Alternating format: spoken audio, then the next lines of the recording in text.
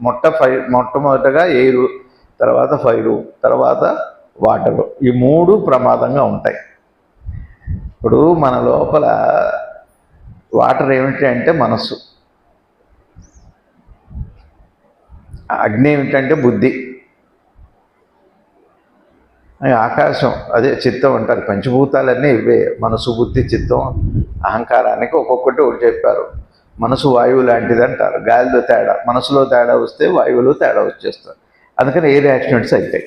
మన మనసుల్లో తేడా వస్తే ఎయిర్ యాక్సిడెంట్స్ అవుతాయి. మన బుద్ధిలో తేడా వచ్చిందంటే ఫైర్ యాక్సిడెంట్స్ అవుతాయి. చిత్తం జలం లాంటిది అంటారు, అది వాటర్ ప్రమాదం. చిత్తము అంటే అందరిలో ఉండే టోటల్ బిహేవియర్, క్యారెక్టర్లో తేడా వస్తే ఈ సునామీలు వస్తాయి. అది ఎప్పుడైనా రావచ్చు.